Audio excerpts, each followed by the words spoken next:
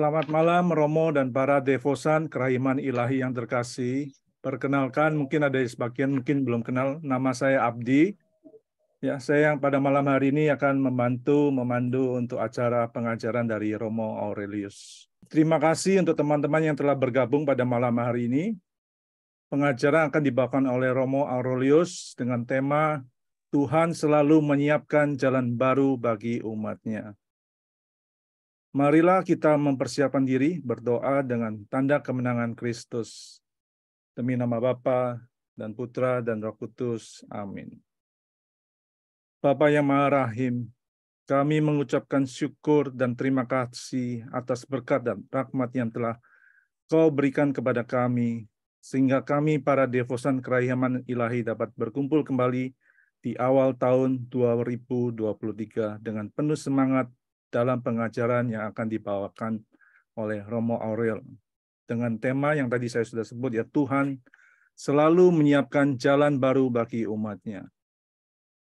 Tuhan, bukalah hati dan pikiran kami agar kami semakin mengerti apa yang akan Engkau ajarkan kepada kami.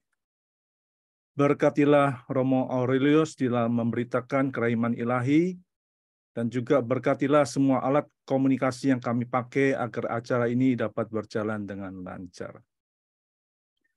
Ya Yesus, Engkau sudah wafat, tetapi mata air kehidupan memancar bagi jiwa-jiwa dan lautan kerahiman bagi segenap dunia. O mata air kehidupan, kerahiman ilahi yang tak terhingga, rengkuhlah seluruh dunia dan hampakan dirimu untuk kami. Amin. Darah dan air yang telah memancar dari hati Yesus sebagai sumber kerahiman bagi kami, Engkaulah andalanku. Darah dan air yang telah memancar dari hati Yesus sebagai sumber kerahiman bagi kami, Engkaulah andalanku. Darah dan air yang telah memancar dari hati Yesus sebagai sumber kerahiman bagi kami, Engkaulah andalanku. Kemuliaan kepada Bapa dan Putra dan Roh Kudus, seperti pada permulaan, sekarang, selalu, dan sepanjang segala abad. Amin. Dalam nama Bapa dan Putra dan Roh Kudus. Amin. Oke, waktu dan tempat kami persilakan Romo Aurel untuk memulai pengajarannya pada malam hari ini. Baik, teman-teman sekalian, selamat malam, selamat tahun baru, dan bagi kita yang merayakannya, saya ucapkan Gong Xi Fa Cai untuk hari keramaian sejak hari Minggu lalu dan sampai hari ini kita masih rasakan efeknya banyak hujan. Saya harap suara saya cukup terang dan bisa didengar oleh semua teman dari tempat masing-masing. Nah, ada seorang teman yang meminta saya untuk di awal pengajaran ini jangan lupa menyampaikan identitas secara jelas dan institusi atau lembaga mana saya berafiliasi, karena alasannya juga bagus. Saya memahami itu karena akhir-akhir ini banyak sekali channel YouTube atau situs-situs media sosial yang menyebut diri sebagai pengajar iman Katolik, tapi ternyata membawa pengajaran sesat. Dan itu pernah ada orang yang menyiarkan itu satu list panjang, sejumlah channel atau situs itu yang memang secara sengaja membawa penyesatan. Jadi memang kita harus berhati-hati supaya jangan sampai terbawa oleh pengajaran-pengajaran atau informasi-informasi yang kelihatannya indah tetapi sesungguhnya menyimpang dari kebenaran iman yang diajarkan oleh Gereja Katolik. Baik. Nama saya Pastor Aurelius Patiso GSPD. Saya berasal dari Kongregasi Serikat Sabda Allah. Kalau dalam bahasa Latin disebut Societas Verbi Divini, para imam dan biarawan misionaris, yang kalau di Indonesia berkarya di cukup banyak keuskupan, selain wilayah Nusa Tenggara Timur, tempat asal kami, tetapi juga di Indonesia Barat ini berkarya antara lain di Keuskupan Surabaya, Keuskupan Malang, Keuskupan Agung Jakarta, lalu di berbagai keuskupan Kalimantan, termasuk Keuskupan Agung Medan dan Keuskupan Pangkal Pinang, tempat sekarang saya berdomisili. Saya menangani Pusat Kerasulan Kitab Suci yang kami beri nama Tirta Wacana SVD Bible Center. Itu saya sengaja memasangnya itu sebagai background saya malam ini, sehingga teman-teman bisa melihat sekaligus menjelaskan kepada orang-orang yang ingin tahu lebih dalam. Ada situs website kami, tetapi sudah lama tidak aktif, tapi cukup memberi gambaran siapa atau kerasulan apa yang kami tangani. Baik, perkenankan saya memulai malam ini dengan sedikit memberi background kenapa saya secara intensif dan serius mendalami devosi kerahiman ilahi. Devosi ini sebetulnya saya sudah kenal dari tahun 80-an, ketika saya masih di pendidikan mempersiapkan diri untuk menjadi imam. Pada waktu itu diperkenalkan oleh seorang misionaris asal Polandia, tetapi sebagai frater yang masih studi filsafat dan teologi, pendekatan iman pada waktu itu cenderung rasional dan akademik, sehingga saya tidak terlalu memberi perhatian kepada yang namanya kerahiman ilahi ini. Tetapi pengetahuan saya masih tetap bertumbuh sejalan dengan perjalanan pastoral, sampai kemudian ketika saya bertugas di Batam, saya mengalami secara lebih dalam, secara lebih intensif, dan lebih menyentuh nilai-nilai devosi kerahiman ilahi dan dampak positif yang saya alami langsung bagi pusat pelayanan kitab suci yang kami tangani di Batam, dan pelayanan pastoral yang kami berikan kepada orang-orang.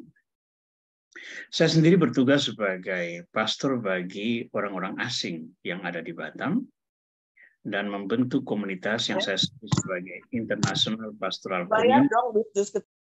International Pastoral Community yang umatnya terdiri dari berbagai latar belakang negara. Ada orang Filipina, orang India, orang Vietnam, orang Korea, orang Eropa, orang Amerika, dan sebagainya. Kami membentuk komunitas internasional yang melayani kebutuhan rohani ekspatriat. Nah, dalam salah satu pengalaman iman, saya memahami dan mengalami serta menikmati buah-buah dari devosi kerahiman ilahi ini. Berkat-berkat yang begitu konkret, yang saya percaya itu memberikan dimensi baru bagi pengembangan rohani, baik saya secara pribadi maupun bagi umat yang dilayani.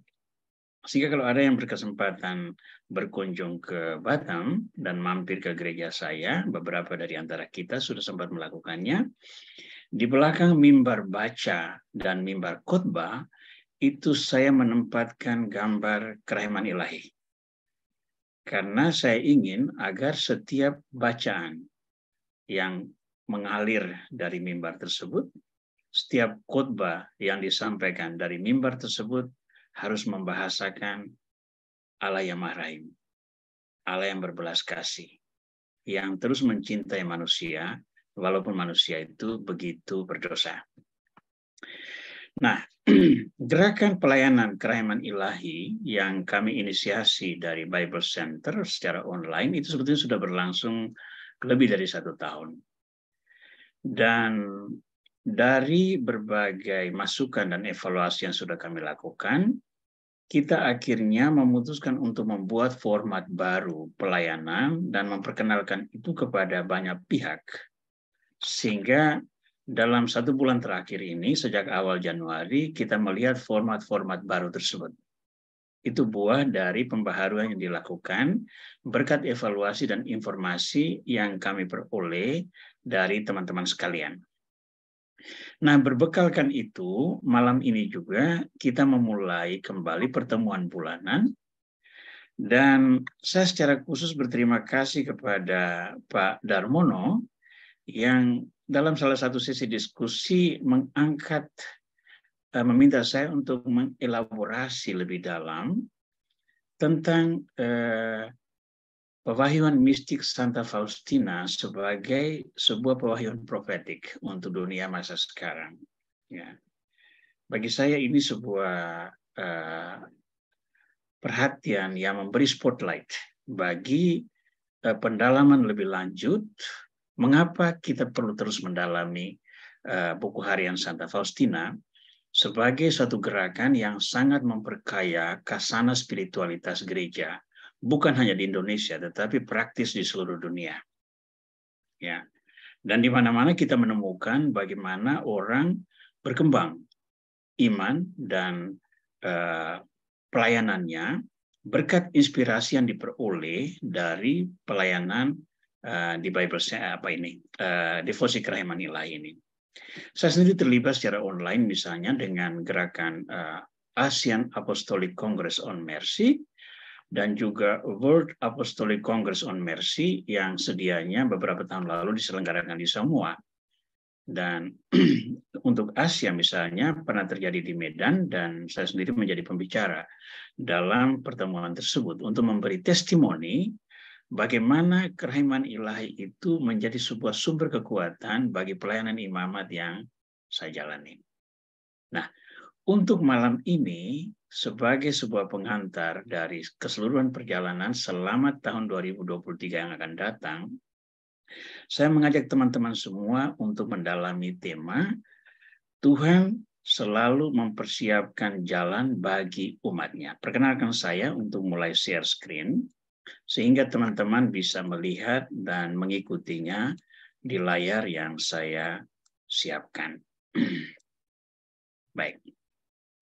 Tuhan selalu menyiapkan jalan baru bagi umatnya. Saya tidak menampilkan sebuah pengajaran atau presentasi di luar devosi yang kita miliki. Ya. Saya berusaha memberikan penekanan pada pesan-pesan rohania yang memang telah mengubah kehidupan banyak orang. Ya. Dan itu adalah pengalaman mistik Santa Faustina. Saya menyebut pengalaman mistik Santa Faustina itu sebagai sebuah jalan baru bagi umatnya. Nanti saya jelaskan mengapa. Tapi yang saya sebut jalan baru bagi umatnya ini adalah pewahyuan mistik yang diberikan Tuhan kepada Santa Faustina yang sekarang telah begitu mengubah kehidupan rohania banyak orang, bahkan kehidupan pastoral gereja sejagat. Maka malam ini saya akan berbicara, semoga cukup komprehensif dan cukup memberikan inspirasi bagi teman-teman, bagaimana pewahyuan itu dapat terjadi dan apa relevansinya bagi kehidupan kita, sehingga kita bisa menyebutnya sebagai jalan baru bagi umatnya. Baik. Pertama sekali, mari kita memulai dengan melihat latar belakang secara lebih luas, mengapa malam ini kita ada pada sebuah Zoom meeting yang mendalami tema Tuhan selalu menyiapkan jalan baru bagi umatnya. Apa artinya jalan baru?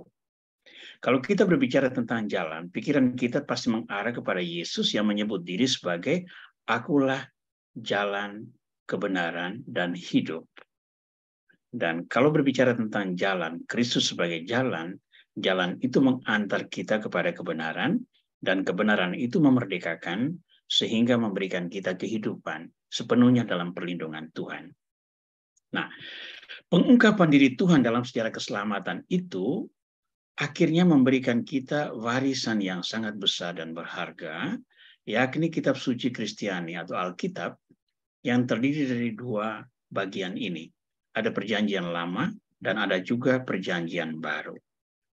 Maka pertanyaan ini harus dipikirkan. Mengapa sekarang kita mendalami buku harian Santa Faustina? Bahkan saya harus mengkritik, ada beberapa teman yang begitu fanatik dengan buku harian Santa Faustina, sehingga dia lebih mengutamakan itu daripada mendalami kitab suci sebagai buku pedoman iman bagi seluruh gereja. Ya. Nah, kalau kita lihat antara dua ini, Tuhan menyatakan diri di dalam sejarah keselamatan, dan bagian kanan bawah blok biru dengan penekanan pada buku harian Santa Faustina, maka kita bisa membuat sebuah pertanyaan. Kalau sudah ada kitab suci yang menjadi pedoman kehidupan iman kita, maka mengapa kita harus menambahkannya itu dengan mendalami buku harian Santa Faustina? Kita akan berproses untuk melihat mengapa ini penting. Untuk itu, kita lebih dahulu melihat bagaimana tahap-tahap pewahyuan ilahi itu terjadi. Tahap-tahap pewahyuan diri Tuhan itu terjadi yang kiranya akan menghantar kita untuk memahami mengapa mendalami buku harian Santa Faustina itu sebuah aspek yang penting di dalam pengembangan iman populer banyak orang. Tahap-tahap pewahyuan diri Tuhan itu terjadi dalam 4 poin yang saya garis bawahi di sini. Pertama, Tuhan kita tahu atau kita kenal dan kita tahu bahwa Dia ada karena Dia menciptakan alam semesta dan kita manusia. Andai kata Tuhan tidak menciptakan alam semesta dan tidak menciptakan manusia, maka kita tidak ada dan kita tidak pernah mengetahui bahwa adanya Tuhan. Tidak ada. Jadi penciptaan alam semesta dan manusia dalam kitab Kejadian bab 1 itu betul-betul merupakan titik awal Tuhan dikenal. Dikenal oleh siapa? Dikenal oleh manusia dan alam ciptaan yang lain yang diciptakan karena Tuhan berbelas kasih. Tuhan Maha Rahim. Tuhan Maha Cinta. Dan Tuhan Maha Kuasa, Maha Mengetahui, dan sebagainya.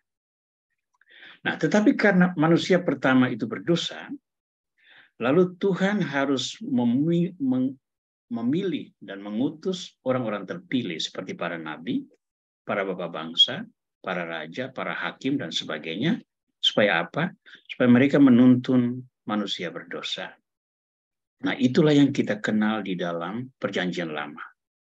Ya, terutama mulai dengan panggilan Abraham hingga nabi-nabi yang berperanan untuk menjadi suara hati bagi masyarakat. Yang mengingatkan bahwa orang bisa memanfaatkan kuasa dan peranannya secara salah, lalu melakukan dosa dan kejahatan yang mengerikan, yang tidak hanya menghancurkan dirinya, tetapi juga menghancurkan pribadi-pribadi yang lain. Jadi, nabi-nabi ini diutus untuk berbicara tentang pentingnya kembali keluar dari jalan yang salah dan mengikuti jalan Tuhan. Maka seluruh pewahyuan dalam Perjanjian Lama itu sebetulnya memuat nomor 1 dan 2 ini. Tuhan menciptakan alam semesta dan manusia, lalu Tuhan melalui utusan-utusannya membimbing manusia berdosa agar kembali ke jalan yang benar. Tahap 1 dan 2 ini dilengkapi oleh tahap ketiga dan disempurnakan di sana ketika Firman menjadi manusia. Ketika Yesus hadir dan berkarya sebagai manusia, melayani manusia, untuk kemudian wafat, menderita sengsara di salib, wafat dan bangkit demi keselamatan manusia. Dan karya yang dilakukan oleh Yesus itu kemudian dilanjutkan oleh Roh Kudus di dalam diri gereja, sehingga di dalam Kisah Para Rasul dan seterusnya, itu kita menemukan bagaimana Tuhan, yakni pribadi Roh Kudus, berperanan di dalam gereja, berkarya melalui gereja, menggerakkan gereja untuk meneruskan karya keselamatan yang telah disempurnakan oleh Yesus Kristus. Jadi keselamatan itu mencapai kesempurnaan pada diri Yesus Kristus. Tetapi gereja wajib mewartakan keselamatan tersebut kepada generasi-generasi yang datang kemudian. Sehingga selalu orang-orang bisa menerima Kristus sebagai Tuhan dan Penyelamat. Dan kita melihat bahwa sudah dari 2000 tahun ini, kita menjalankan kewajiban tersebut.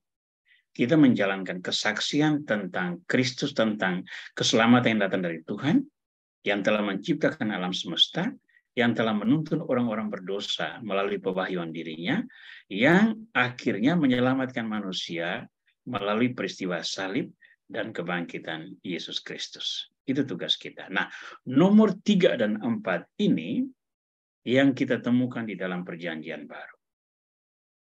Nomor 3 tentang Yesus Kristus, nomor 4 tentang Roh Kudus, teristimewa yang berperanan besar di dalam Kisah Para Rasul, dan juga dalam surat-surat pastoral yang dituliskan oleh Paulus, Petrus, Yakobus, Yudas, Yohanes, dan di dalam kitab Wahyu itu sendiri.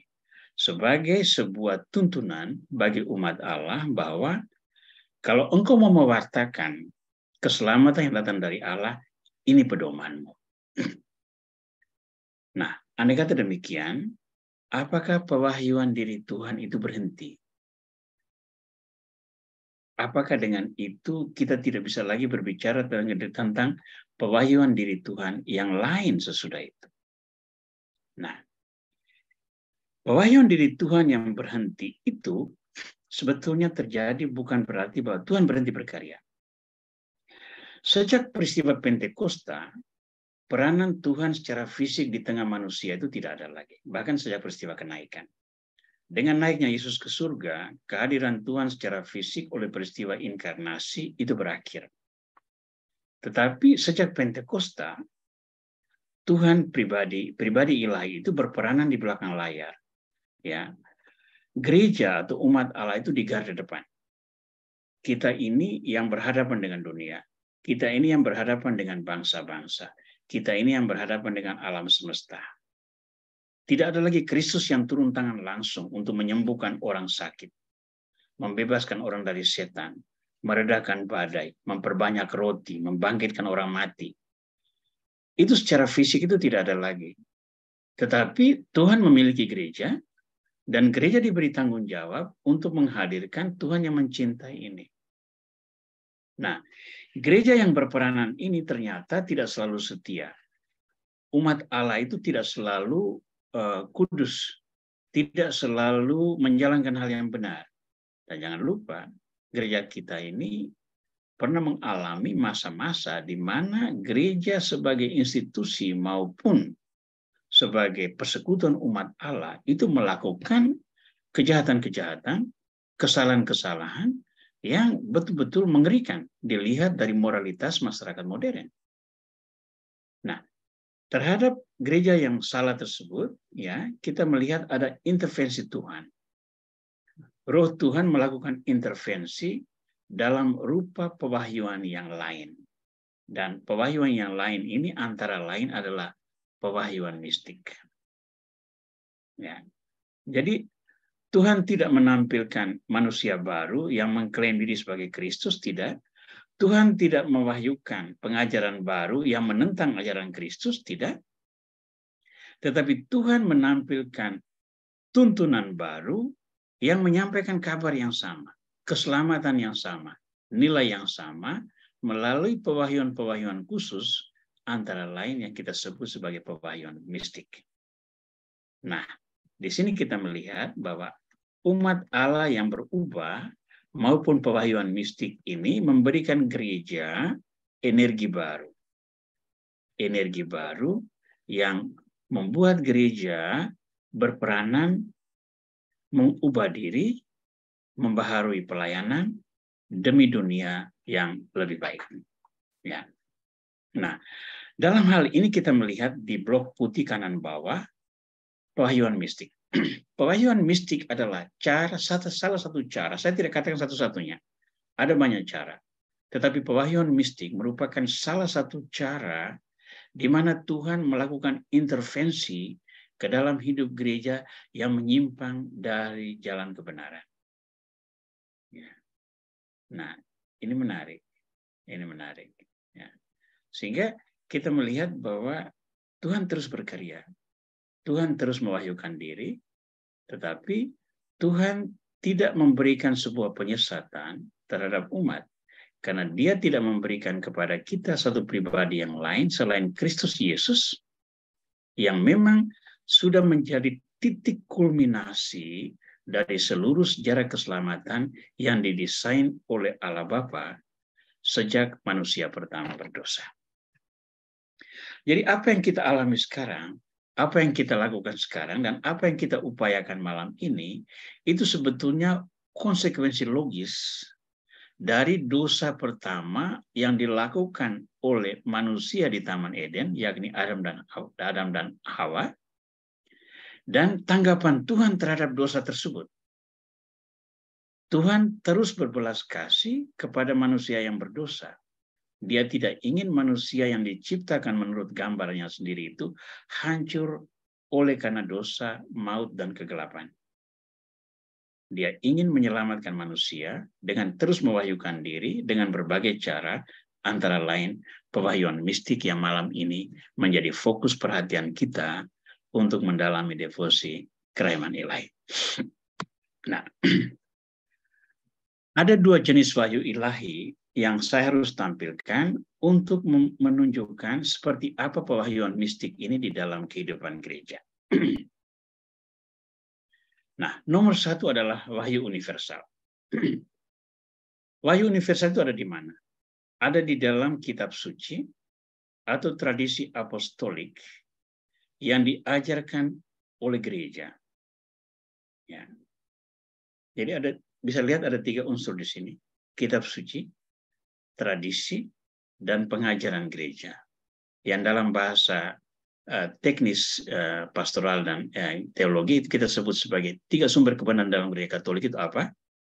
Ada kitab suci, tradisi suci, dan magisterium. Ya. Nah, dalam perkara wahyu universal ini, umat Kristiani wajib mempercayainya. Wajib mempercayainya. Nah, tradisi apostolik itu berakhir dengan pengajaran para rasul. Pengajaran para rasul. Itu selesai di situ. Ya. Dan gereja itu mengajarkan hal-hal yang selaras dengan apa yang tertulis di dalam kitab suci dan yang terjadi di dalam tradisi apostolik. Pengajaran gereja itu tidak menampilkan kebenaran baru. Bukan sebuah desain baru. Bukan sebuah informasi baru. Tapi pengajaran gereja itu bisa berupa format baru, penekanan baru, atau sudut pandang yang baru. Tetapi sama sekali tidak mengingkari kebenaran yang tertera di dalam kitab suci maupun tradisi apostolik. Ya. Itu namanya wahyu universal. Tetapi di samping itu, ada wahyu khusus atau wahyu personal. Nah, ini terus-menerus terjadi di dalam kehidupan kita, di dalam diri orang-orang Kristiani. Nah, saya kasih contoh bagaimana wahyu personal ini terjadi.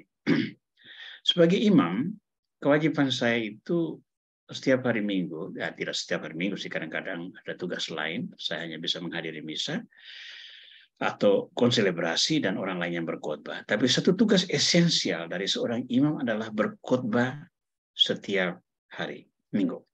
Kalau perlu hari misa harian juga ada 1-2 menit khotbah, itu juga menurut saya sangat baik. Nah, khotbah itu kita berharap ada penyertaan Roh Kudus, tapi harus dipersiapkan.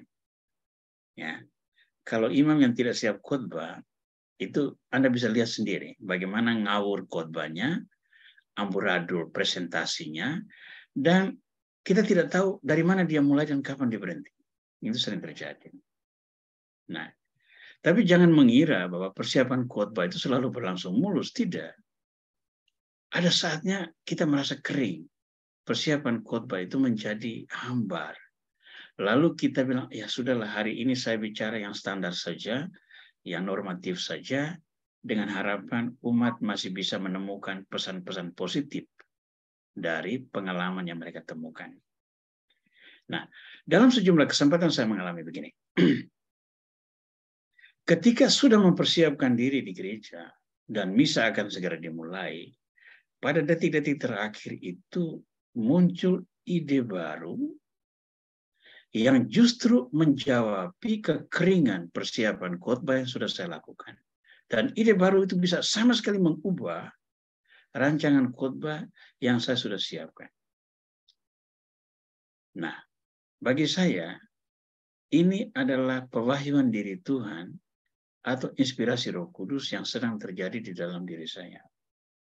Dia tidak menampilkan kebenaran baru, tetapi memberi saya format baru, arah baru, sudut pandang baru untuk membahasakan kebenaran kitab suci yang diimani oleh banyak orang.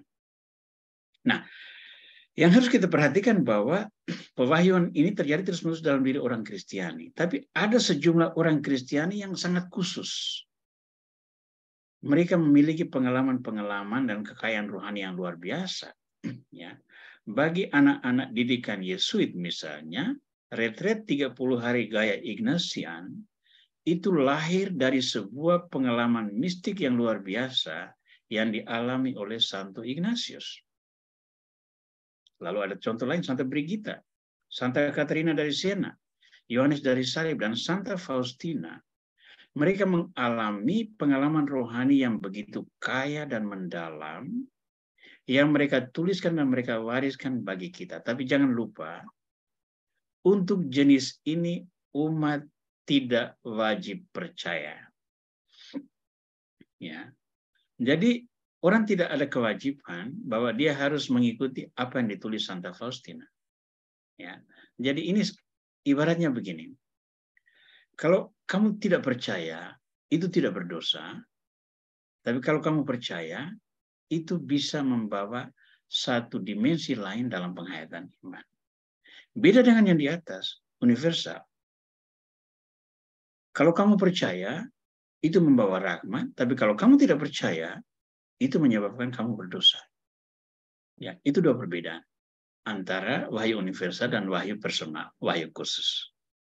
Nah, dalam hal wahyu khusus, ketika gereja mengakui ada wahyu pribadi yang khas dan dapat memperkaya orang banyak, ya seperti kita sekarang mendalami buku harian Santa Faustina, pemimpin gereja hanya menyatakan bahwa tidak ada di dalamnya yang bertentangan dengan iman atau moral Kristiani. Tidak berbahaya membaca catatan khusus ini, bahkan membaca catatan ini dapat memperkaya khazanah rohani umat. Ya. Ini nanti ada konsekuensinya yang saya akan paparkan di bagian akhir dari pembicaraan malam ini. Tapi ini hendaknya kita sadari betul bahwa catatan harian Santa Faustina itu masuk dalam rumpun wahyu khusus personal yang tidak wajib diterima dan tidak wajib dipercayai oleh umat. Tetapi kalau Anda membaca, gereja menjamin dan menyatakan bahwa tidak ada di dalam catatan-catatan itu pengajaran yang berlawanan dengan iman atau moral Kristiani. Ya. Itu tentang wahyu khusus. Nah, sekarang kita melihat pewahyuan mistik sebagai pewahyuan personal. Nah, pewahyuan mistik itu bersifat personal dan tidak membawa kebenaran baru, tetapi merujuk ke kebenaran universal. Ya. Jadi kalau ada klaim tentang wahyu baru, pengalaman mistik baru, tetapi mulai bertentangan dengan pengajaran universal, pengajaran gereja kudus, pengajaran kitab suci, nah Anda harus memberi pertanyaan. Ya, ya, misalnya ada orang yang misalnya menyatakan bahwa dia mendapat penampakan dari Tuhan, lalu Tuhan menunjukkan dia sebagai figur Bunda Maria baru di dalam gereja masa kini. Nah, kalau itu terjadi, Anda harus melihat bahwa itu sudah bertentangan langsung dengan kitab suci. Jadi tidak ada alasan untuk mengikuti atau menerima pewahyuan semacam itu. Tidak ada kebenaran baru, tetapi merujuk ke kebenaran universal, yakni kitab suci, tradisi apostolik yang diajarkan oleh gereja. Yang kedua, pewahyuan personal ini dikaruniakan Tuhan pada orang tertentu dengan tujuan tertentu. Misalnya untuk menjawab sebuah masalah yang ada pada saat itu. Ya. Jadi yang pertama ini adalah sebuah karunia. Jadi kalau Tuhan memutuskan untuk memberi karunia itu kepada Santa Faustina dan tidak kepada muder superiornya misalnya, atau tidak kepada Santo Yohanes Paulus II, itu kita harus menerima. Karena itu hak prerogatif Tuhan untuk menentukan siapa yang dia pilih untuk memperoleh karunia pewahyuan mistik tersebut. Jadi ini bukan hasil bertapa di Gunung Lawu atau di mana, tidak. Tidak ada aspek itu. Yang ada adalah Tuhan memberikan karunia kepada orang yang dia pilih untuk membawa pesan tertentu yang bisa memberi peringatan bagi seluruh gereja. Nah, misalnya di sini kita melihat Santo Agustinus misalnya itu mengalami sentuhan rohani Tuhan pada saat gereja itu dililit oleh masalah gnostisisme, lebih khusus Manikeisme, ya. Pengajaran yang melawan hakikat Yesus sebagai Tuhan dan manusia. Ya. Thomas Aquinas, seorang teolog yang sangat terkenal, itu dia memakai filsafat untuk mengajarkan siapa Tuhan. Bagaimana Tuhan itu ada, untuk melawan apa? Melawan rasionalisme yang melihat iman itu tidak rasional, tidak sesuai dengan intelektual manusia, maka dia harus dilawan. Ya. Santo Ignatius Loyola misalnya, itu mendapat peneguhan dari Tuhan pada saat gereja berhadapan dengan skisma hebat akibat reformasi yang dijalankan oleh Martin Luther dan teman-temannya. Ya. Fransiskus Assisi yang menjalani hidup miskin, ya, itu pada saat dia berhadapan dengan kuasa politik dan harta yang sangat merendahkan moralitas gereja. Maka Santo Fransiskus Assisi menampilkan gaya hidup miskin untuk mengingatkan orang bahwa Tuhan itu sendiri miskin. Berbahagialah orang yang miskin di hadapan Allah, sebab mereka lah yang mempunyai kerajaan surga. Santa Katarina dari Siena itu mendapat pewahyuan pada saat gereja berhadapan dengan gerakan anti kepausan. Katarina dari Siena itu seorang yang sangat menyuarakan pentingnya taat kepada Sri Paus. Nah, sekarang Santa Faustina, apa kekhasan dia? Saya menuliskan di sini. Santa Faustina membawa pesan kerahiman untuk melawan dunia yang tanpa belas kasih. Nah, saya berani untuk mempertanggungjawabkan apa yang saya tuliskan terakhir ini. Santa Faustina mendapat sentuhan pengalaman mistik dari Tuhan untuk membawa pesan kerahiman melawan dunia yang tanpa belas kasih. Nah, sekarang kita akan lihat bagaimana pewahyuan mistik Santa Faustina ini berjalan. Saya menuliskan di sini, pewahyuan mistik Santa Faustina itu untuk dunia yang kehilangan belas kasih. Baik, kita melihat beberapa data. Nomor 1, buku harian Santa Faustina itu ditulis atas anjuran Pastor Michael Sopoko, seorang teolog. Ini dia pengajar di seminari tinggi yang menjadi bapak pengakuan sekaligus pembimbing rohani dari Santa Faustina. Ya. Nah, jangan lupa Michael Sopoko ini pernah meragukan Santa Faustina ini betul-betul mengalami pewahyuan mistik atau seorang yang stres atau seorang yang kurang ingatannya. Maka dia meminta agar Santa Faustina itu dites oleh psikiater. Hasilnya itu apa? Santa Faustina itu normal, seimbang psikenya, jiwanya. Nah, dari situ Pastor Michael ini merasa bahwa Santa Faustina ini memiliki satu karunia yang harus dijaga, harus dipelihara, bukan dihancurkan. Nah, buku harian Santa Faustina yang kita pakai, ya, saya memiliki edisi terbitan Canisius, ya. Saya harap Anda juga memiliki buku ini, ya. Dan buku ini yang kita pakai ini, itu buku yang merupakan terjemahan dari apa yang disebut sebagai edisi kritis. Hasil kompilasi sebuah komisi yang dibentuk khusus untuk mendalami informasi tentang Santa Faustina. Jadi kalau Anda punya buku harian Santa Faustina, buka pengantar halaman 9. Di situ dijelaskan buku harian kita yang dalam terjemahan Indonesia oleh Bapak Ernest Marianto itu berasal. Dia berasal dari apa yang disebut sebagai edisi kritis. Ya. Nah, beberapa data biografi Santa Faustina, dia lahir 25 Agustus tahun 1905, masuk biara 30 April tahun 1926. Pengalaman mistik dia itu terjadi dimulai sejak sebelum dia masuk biara. Ya, ada satu catatan menarik dalam buku hari ini disebut demikian. Dia bersama saudarinya pergi ke pesta dansa. Lalu di sana dia melihat bagaimana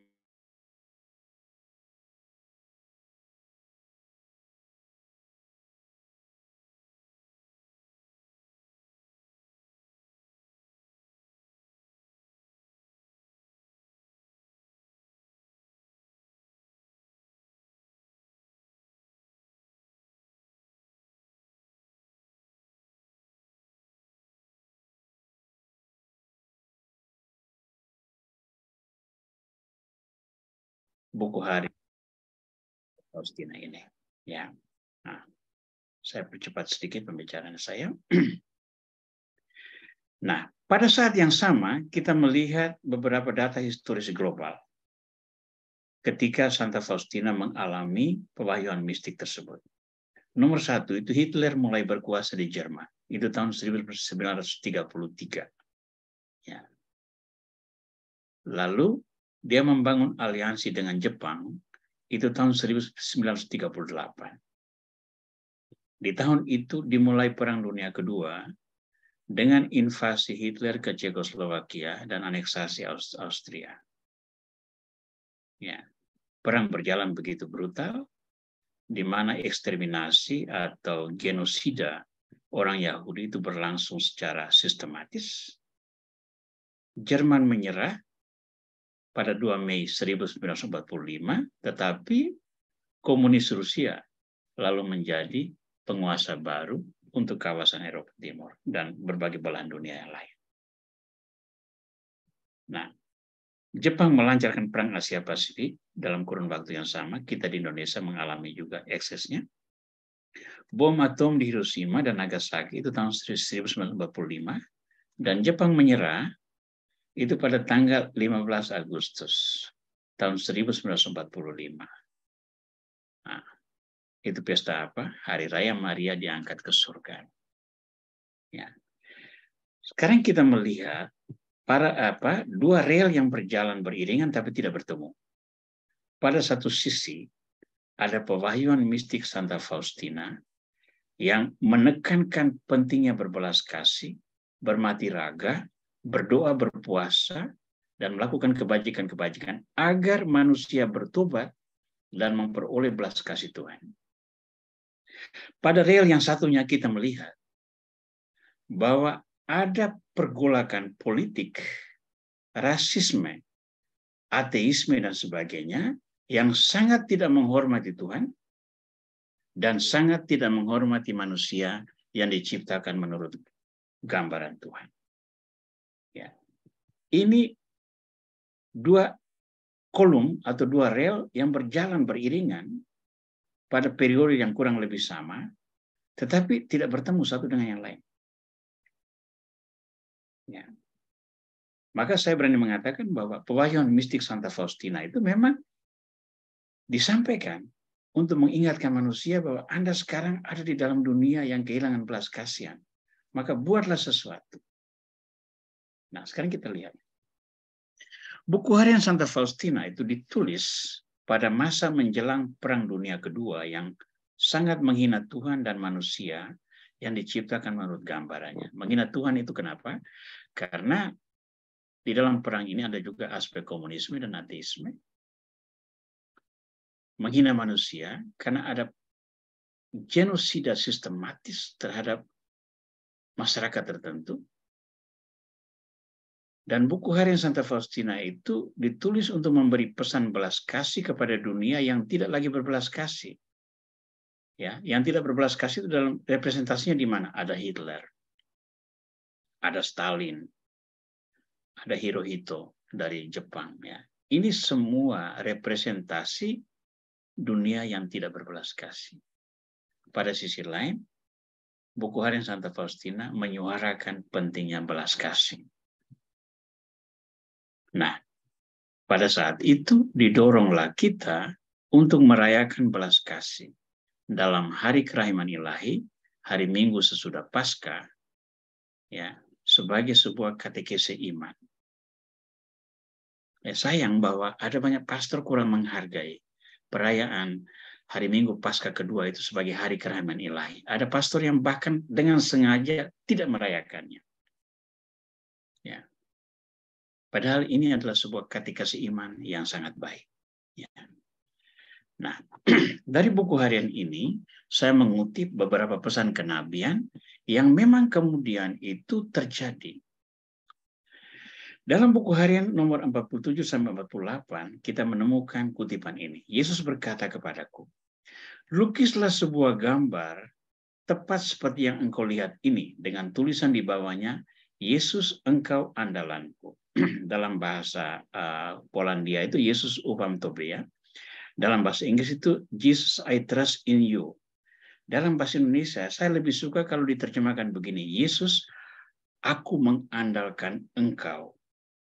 Ya, saya lebih suka kalau kalimatnya demikian. Tapi ini terjemahan ini sudah diterima oleh konferensi para uskup kita, maka kita memakai istilah ini. Yesus engkau andalanku. Aku ingin supaya gambar itu dihormati mula-mula di kapelmu dan kemudian di seluruh dunia. Aku berjanji bahwa jiwa yang menghormati gambar itu tidak akan binasa. Aku menjanjikan juga bahwa sudah sejak di dunia ini ia akan mengalahkan musuh-musuhnya, khususnya pada saat kematian. Aku sendiri akan membelanya bagaikan kemuliaanku sendiri. Nah, ini terbukti kan? Lukisan figur Yesus yang Yesus kerahiman ilahi yang salah satu versinya ada di sebelah kiri ini, sedikit berbeda dari lukisan yang pertama. Itu praktis sekarang itu dihormati di mana-mana, di seluruh dunia. Dan itu memberikan inspirasi luar biasa bagi banyak orang untuk serius mendalami apa artinya kerahiman Tuhan. Pada buku harian nomor 49, kita menemukan kutipan ini. Ketika aku menyampaikan hal ini kepada Bapa pengakuanku, aku mendapat jawaban ini. Hal itu dimaksudkan untuk jiwamu. Dia berkata kepadaku, jelasnya lukisan gambar Allah di dalam jiwamu. Ketika aku keluar dari kamar pengakuan, sekali lagi aku mendengar suara seperti ini. Gambarku sudah ada di dalam jiwamu. Aku merindukan adanya pesta kerahiman. Aku menghendaki agar gambar yang akan engkau lukis dengan kuas itu diberkati secara meriah pada hari Minggu pertama sesudah Paskah. Hari Minggu itu harus menjadi pesta kerahiman. Di Bible Center Batam, saya selalu menjadikan hari kerahiman ilahi sebagai sebuah hari raya besar yang harus dipersiapkan. Mengapa? Itu tanda syukur saya atas berkat Tuhan yang saya peroleh melalui devosi ini. Bagi pelayanan di Bible Center yang masih terus berkembang dan bertumbuh hingga hari ini. Nah, beberapa pesan kenabian yang lain. Sebelum kematian, Santa Faustina sudah meramalkan akan ada perang besar yang mengerikan. Tahun 1939, Uskup Vilnius, yakni Monsignor Romuald Jalbrikowski, saya tidak tahu apakah sebutan saya dalam bahasa Polandia benar, ya, dia menjadi Uskup Vilnius di Lituania waktu itu. Dia sendiri kemudian ditangkap oleh tentara Nazi. Dia melihat bahwa ramalan Santa Faustina tentang perang yang mengerikan itu terpenuhi. Maka dia membuka kesempatan bagi umat untuk melihat gambar kerahiman ilahi yang dilukis atas arahan Santa Faustina. Jadi praktek penghormatan terhadap Yesus kerahiman ilahi itu sudah dimulai sejak Santa Faustina sendiri masih hidup dan Santa Faustina sendiri tahun pertama sesudah kematian Santa Faustina. Ya, pada tahun 1935 misalnya itu pertama kali dirayakan Hari Kerahiman Ilahi. Hari Minggu kedua sesudah Paskah itu.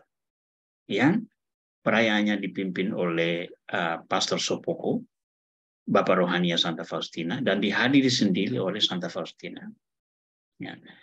Doa untuk keselamatan Polandia tahun 1939 itu masih berlangsung selama 5 dekade hingga keruntuhan Uni Soviet Rusia pada 31 Desember 1991. Satu tokoh yang berperanan besar meruntuhkan komunisme itu adalah orang Polandia sendiri. Siapa dia? Yohanes Paulus II. Nah, ini semua visi mistik yang dialami oleh Santa Faustina.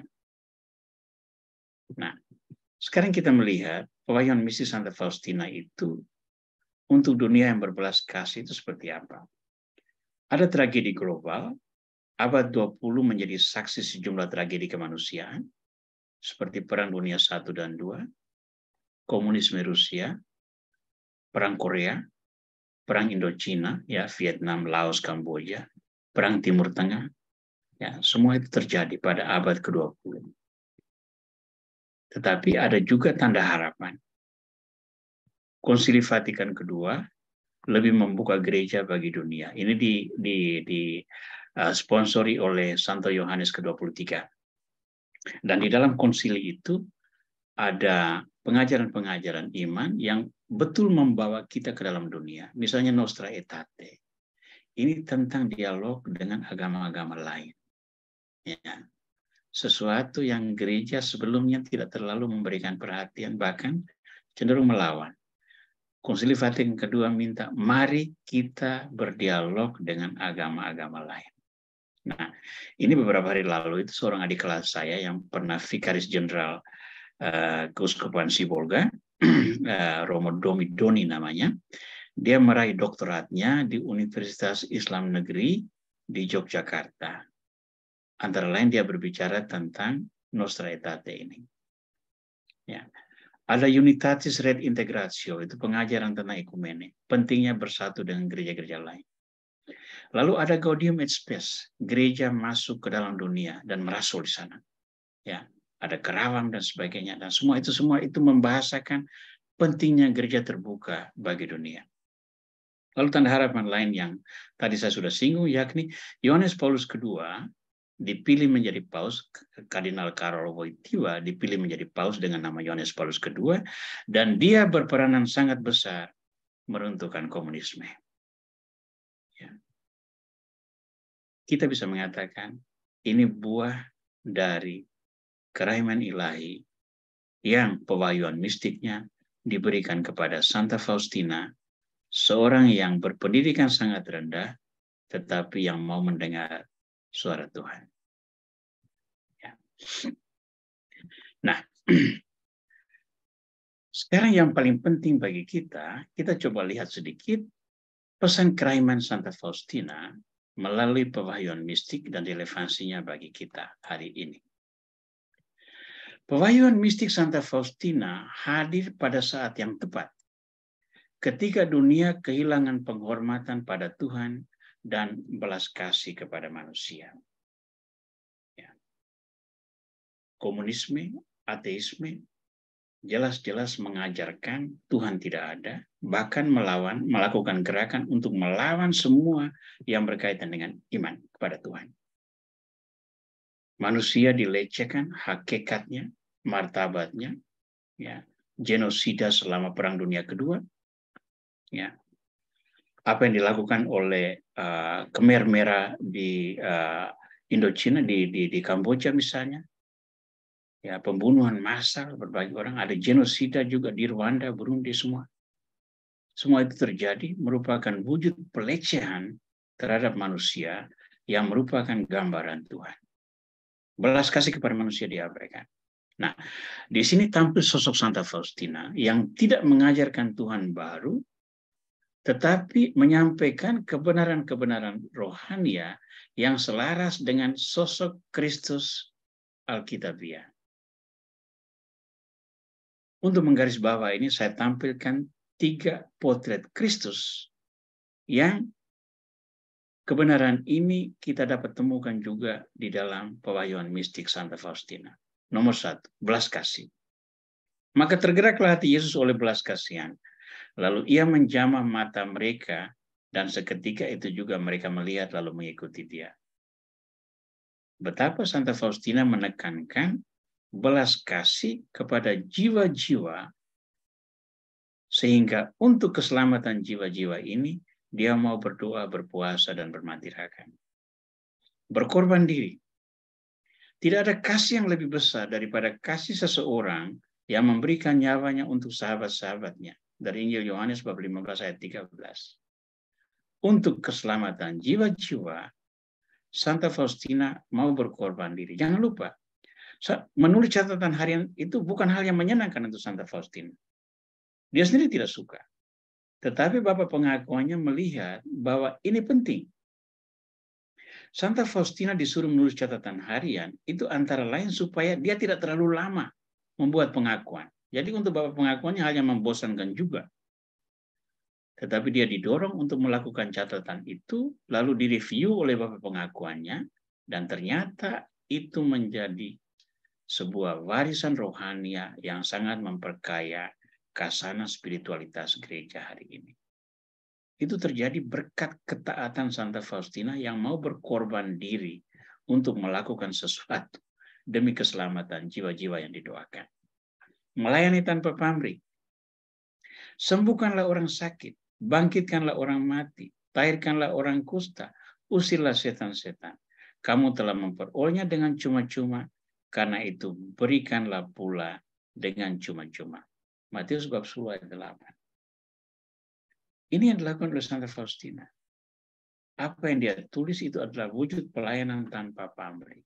Sembuhkanlah orang sakit. Jelas banyak jiwa yang merana dan sakit memperoleh inspirasi dari catatan ini. Bangkitkanlah orang mati. Iya, orang yang kehilangan jiwanya oleh arus globalisme, materialisme, ateisme dan sebagainya. Mereka disentuh berkat kerahiman ini dan berbagai hal lain. Ya. Usirlah setan-setan. Itu banyak sekali mujizat dari kesaksian orang-orang yang mengalami pembebasan dari kegelapan berkat penghormatan kepada devosi kerahiman ilahi. Dan ini adalah pelayanan tanpa pamrih Santa Faustina. Dia sendiri dicerca, dianggap sakit jiwa, dianggap berhalusinasi, ditertawakan, ya. Tetapi dia terus melayani karena dia mendengarkan suara Tuhan. Ya. Pesan Santa Faustina mengingatkan dunia bahwa kemajuan peradaban dapat membawa kehancuran kalau orang melupakan belas kasih yang merupakan perpanjangan tangan dari kerahiman Tuhan. Kita berbelas kasih, tapi bagi kita orang Kristiani, belas kasih yang kita ungkapkan itu tidak lebih daripada belas kasih Tuhan yang sedang terungkap secara nyata bagi banyak orang. Pesan berikut. Orang Kristiani dipanggil untuk menjadi rasul yang membawa kerahiman Tuhan bagi orang-orang yang tertindas, teraniaya, terpinggirkan, terlupakan, dan sebagainya. Maka saudara-saudara, kalau Anda menjadi devosan kerahiman ilahi, perhatikan aspek ini.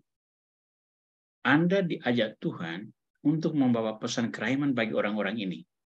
Orang-orang yang tertindas, orang-orang yang teraniaya, orang-orang yang terpinggirkan, orang-orang yang terlupakan, orang-orang yang menderita, kesepian, di rumah-rumah jompo, di panti asuhan. Mereka semua ini adalah orang-orang yang membutuhkan kerahiman Tuhan. Dan Anda dipanggil untuk membawanya bagi mereka. Nah, devosan kerahiman ilahi didorong untuk menjadi rasul kerahiman.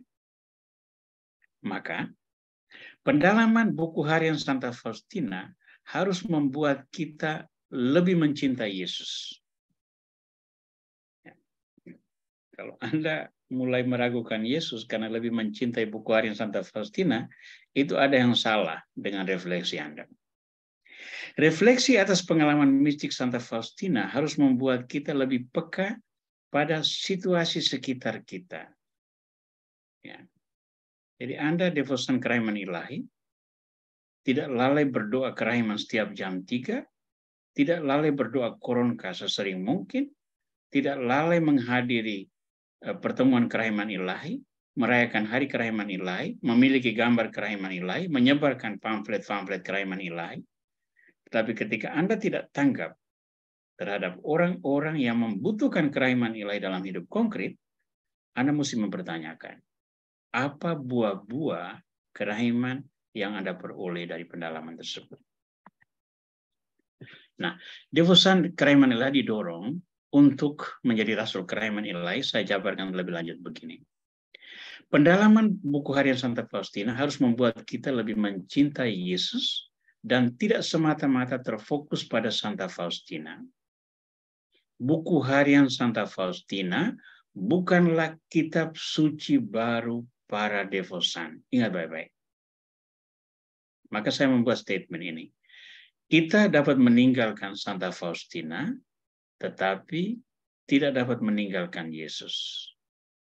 Kita dapat mengabaikan buku harian Santa Faustina, tetapi tidak dapat mengabaikan kitab suci. Nah, refleksi atas pengalaman mistik Santa Faustina harus membuat kita lebih peka pada situasi sekitar kita dan dengan rela hati menjadi pendamai, peneguh, penghibur, pelayan tanpa pamrih, pendoa, sahabat yang ramah bagi semua orang, dan sebagainya. Ya. Yesus sendiri mengatakan, dari buahnya kamu akan mengetahui siapa orangnya. Nah, kalau Anda sebagai devosan kerahiman ilahi tidak membawa buah-buah yang membawa damai, sukacita, peneguhan, penghiburan, dan sebagainya, harus ada satu titik Anda menarik diri sejenak dari rutinitas, lalu merenungkan lebih dalam apa sesungguhnya makna kerahiman ilahi bagi saya. Yang saya dalami, yang saya tekuni, yang saya petik sarinya dari pendalaman itu untuk hidup dan pelayanan saya. Ya. Mengakhiri refleksi ini, kembali saya menegaskan ini. Kita dapat meninggalkan Santa Faustina, tetapi tidak dapat meninggalkan Yesus. Kita dapat mengabaikan buku harian Santa Faustina, tetapi tidak dapat mengabaikan kitab suci. Ya. Terima kasih untuk semua perhatian dan kesabaran mendengarkan uraian malam ini, dan semoga pengajaran singkat malam ini terus mendorong Anda untuk lebih mendalami, lebih melakukan studi mandiri. Ya. Mengapa saya katakan ini penting? Karena Anda bisa dengan gampang menemukan di berbagai situs internet informasi-informasi yang mendalam, mendetail tentang praktek devosi kerahiman ilahi, landasan teologisnya, pesan spiritualnya, refleksi biblisnya, dan sebagainya. Pelajari itu. Dan jadikan itu sebagai inspirasi untuk melakukan pelayanan. Ya. Terus mendalami kitab buku harian Santa Faustina, tetapi jadikan itu sebagai pendorong untuk lebih mencintai Tuhan. Karena di akhir hari, keselamatan hanya datang dari Tuhan. Kita hanya instrumen yang membawa rahmat keselamatan itu bagi banyak orang. Baik.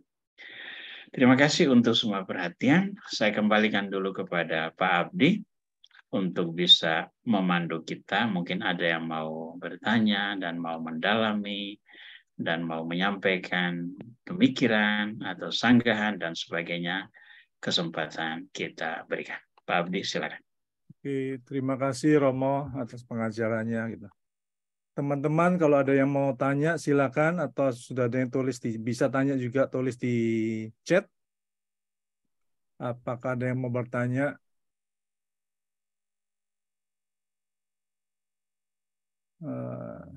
Atau mau langsung juga bertanya, bisa buka unmute mic-nya.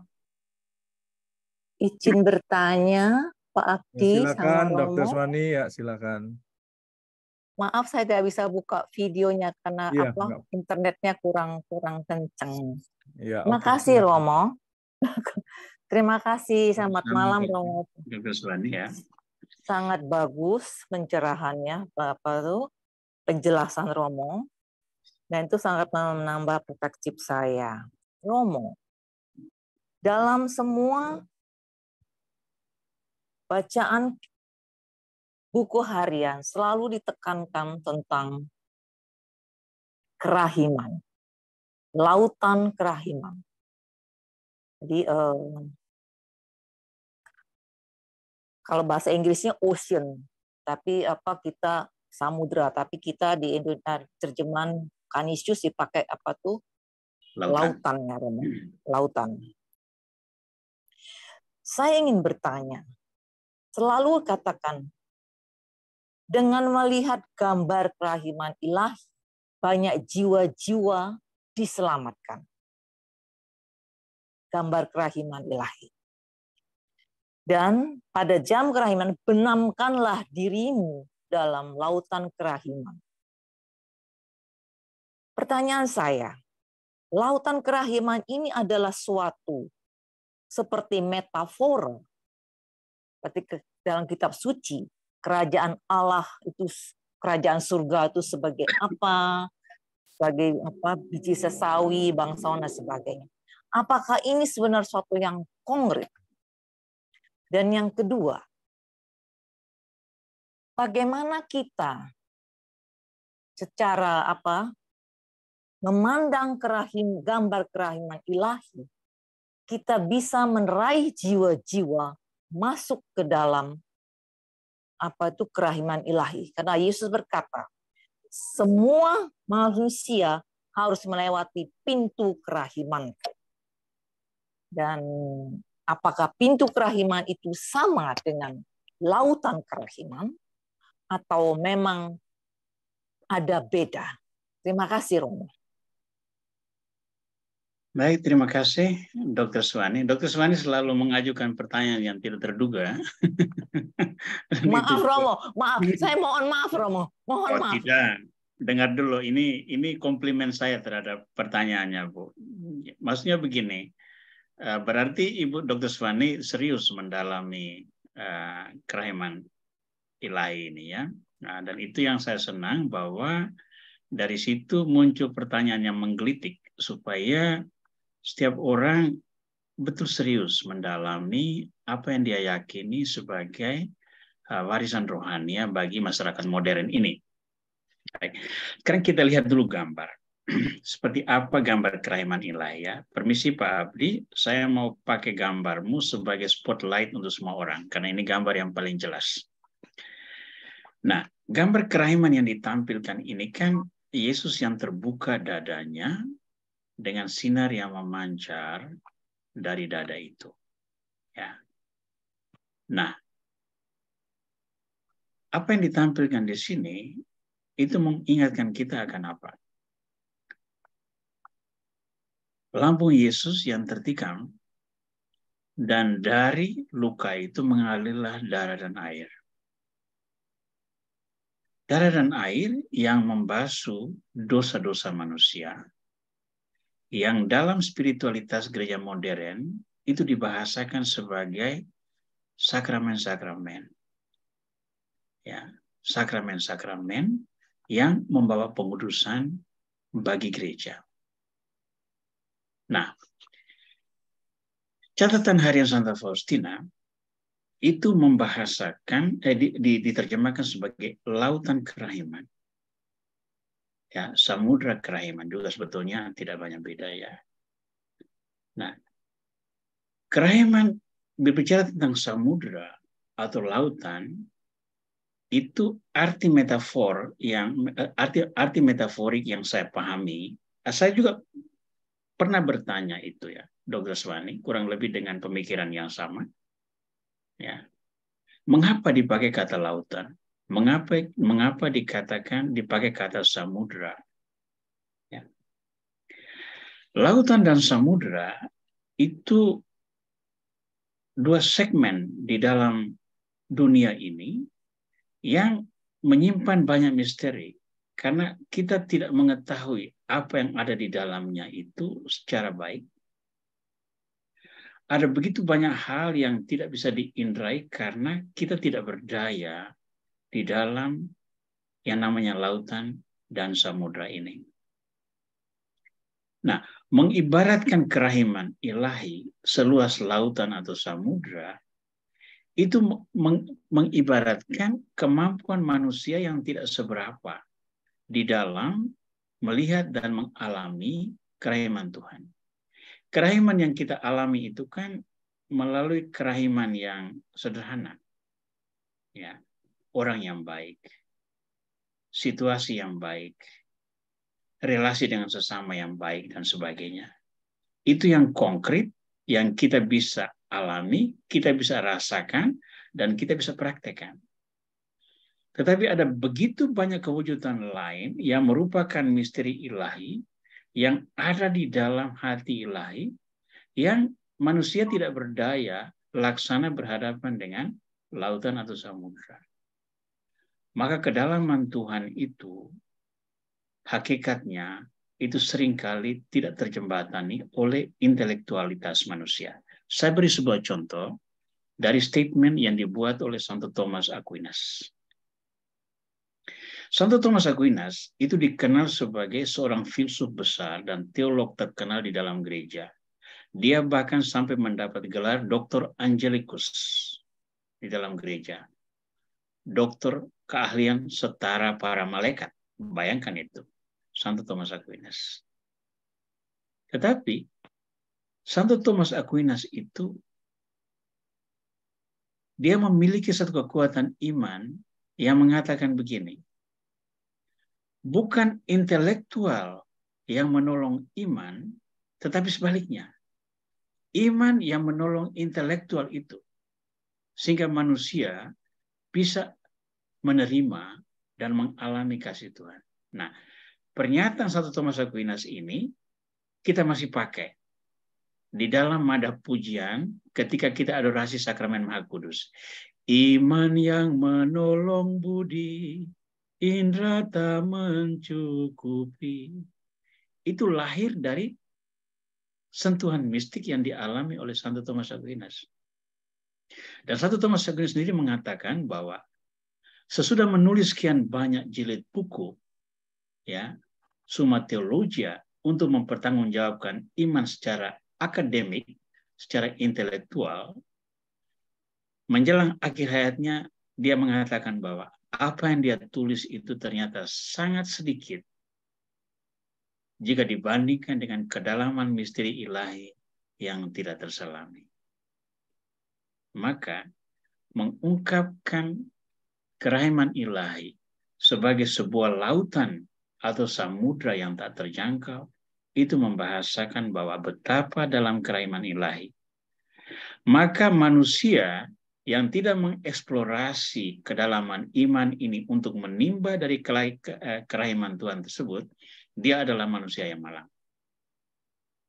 Betul kata Tuhan, bahwa setiap manusia harus melewati pintu kerahiman untuk meraih keselamatan. Ya, jangan lupa, Tuhan sendiri mengatakan, akulah pintu. Ya, barang siapa yang melewati aku, dia itu adalah orang yang benar. Ya, Yesus sendiri mengatakan adalah akulah pintu. Ya. Ya. Hanya melewati Yesus itulah orang meraih keselamatan.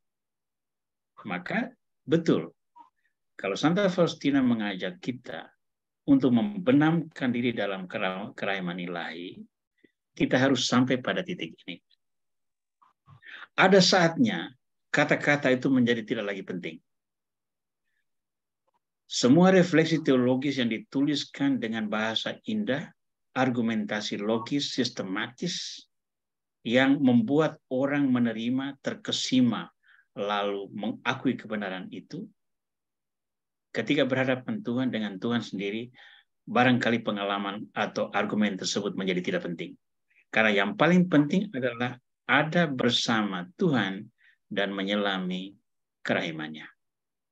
Ya. Nah, saya suka memakai sebuah ilustrasi yang ditulis oleh Anthony de Mello, itu seorang imam dari India. Dia menulis begini, ada seorang pemuda jatuh cinta kepada pacarnya, lalu dia menulis surat. Tapi surat itu tidak pernah dia kirim, karena dia tidak berani. Lalu ketika pada akhirnya cewek yang menjadi idamannya itu mau duduk bersama dia, pemuda itu begitu bersuka cita sehingga dia keluarkan semua surat itu, Lalu dia baca satu persatu sampai akhirnya cewek itu menegurnya. Ya, untuk apa semua yang engkau tulis itu? Sekarang saya ada bersama kamu. Ya. Jadi dalam hal ini kita bisa mengatakan demikian. Santa Faustina mengajak kita untuk membenamkan diri dalam kerahiman itu. Alamilah kerahiman Tuhan. Lalu beri kesaksian tentang pengalamanmu itu. Ya, tidak perlu puisi yang indah, tidak perlu lagu yang bagus. Semua itu bisa menghantar orang. Tapi yang paling pokok adalah benamkanlah dirimu dalam lautan kerahiman. Itu artinya apa? Refleksi, meditasi, dan kontemplasi. Rasakanlah kerahiman Tuhan.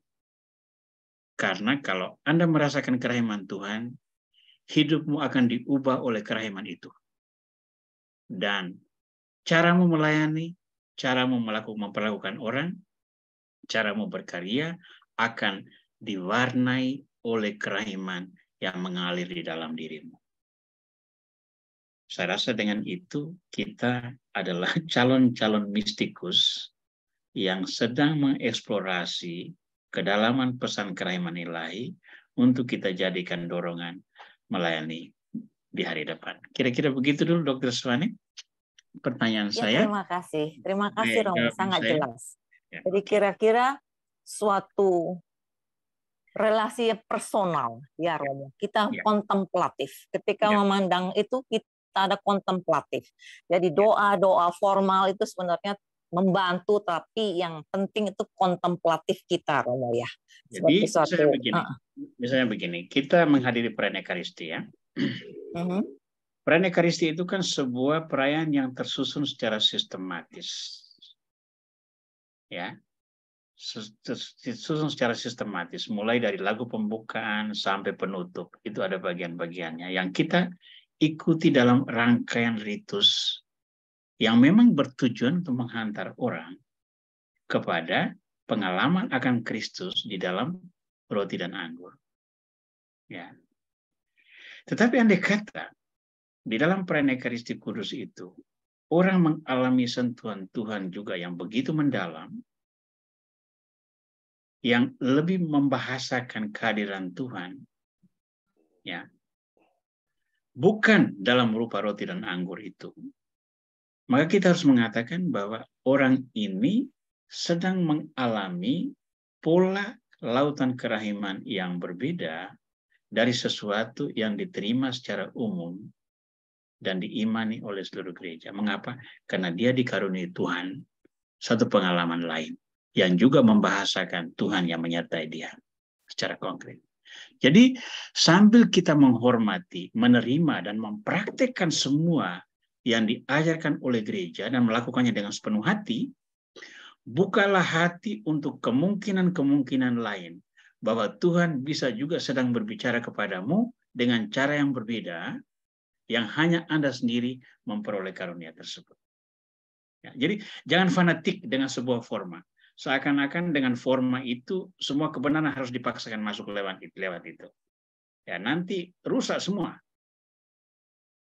Tapi kalau menghargai forma yang ada sambil terbuka pada kemungkinan-kemungkinan lain, saya percaya Anda akan menjadi pribadi yang sangat kaya, yang mau menerima penyelenggaraan Tuhan dengan hati yang tulus dan terbuka.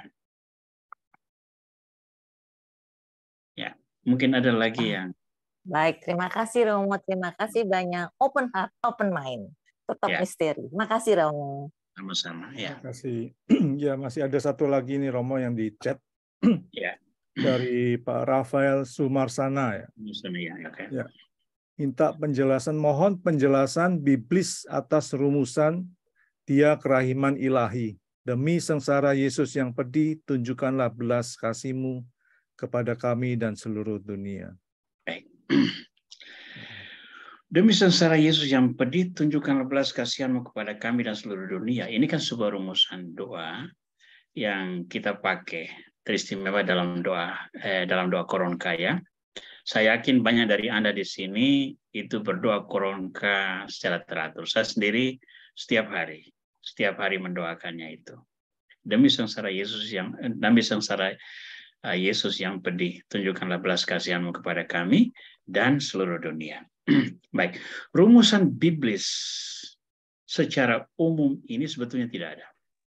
Yang persis kalimat-kalimat seperti ini tidak ada. Tetapi rangkaian kehidupan Yesus itu sendiri, itu membahasakan bahwa sengsara Yesus yang pedih itu membawa keselamatan. Ya. Keselamatan yang pertama itu kepada siapa? Penyamun yang bertobat di puncak Golgota. Dia menyaksikan Yesus yang menderita bersama dia. Lalu temannya kan mengatakan, bukankah engkau Kristus, selamatkanlah dirimu dan kami juga. Lalu dia mengatakan, kita ini dihukum karena kesalahan yang kita lakukan. Tetapi orang ini tidak melakukan kesalahan apapun. Lalu dia berkata, Yesus, ingatlah aku kalau engkau datang. Dan Yesus katakan apa? Hari ini juga engkau berada bersama saya di dalam Firdaus. Jadi orang pertama yang masuk Firdaus itu penyamun yang bertobat itu. Nah, kenapa? Karena dia percaya pada penderitaan yang dialami oleh Yesus. Maka demi sengsara Yesus yang pedih, tunjukkanlah belas kasihan-Mu kepada kami dan seluruh dunia. Ya, itu kerinduan kita sekarang ini. Ya, kalau kita bisa bahasakan dengan cara lain, sama seperti orang-orang di zaman Yesus mengalami keselamatan berkat sengsara wafat Yesus, maka berikanlah keselamatan juga kepada kami. Ingatan saya itu selalu tertuju kepada penyamun yang bertobat itu. Betapa dia adalah pribadi yang diberkati, karena dia adalah orang pertama yang diberi garansi keselamatan oleh Yesus. Hari ini juga engkau berada dengan aku di dalam Firdaus. Nah, itu satu karunia yang sangat luar biasa, ya.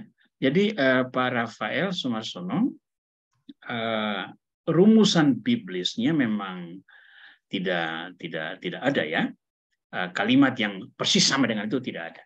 Tetapi dari peristiwa di seputar Yesus, nah itu kita bisa menemukan bahwa karena penderitaan dan kepedihan Yesus itu, lalu pertobatan terjadi dan keselamatan diperoleh.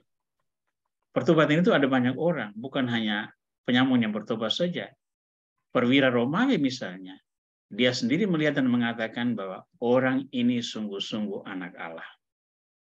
Orang ini sungguh-sungguh anak Allah. Ya, mereka ini orang asing, ya, bukan orang Yahudi, perwira Romawi, penyamun yang bertobat.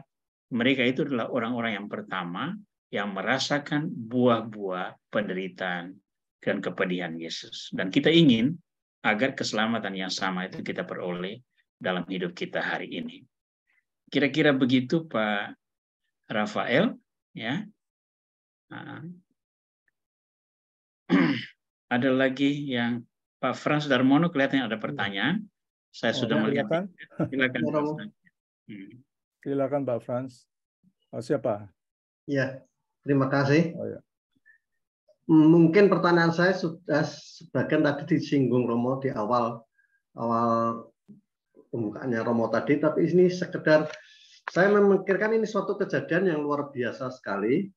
Ingin mengetahui lebih jauh kira-kira bagaimana pola terjadinya ini dan timingnya itu tahun 1900-an sekian. Di mana apakah keadaan dunia itu di tahun-tahun itu banyak terjadi juga, ya, ada Suster Teresa dari Mother Teresa juga suatu kejadian yang luar biasa.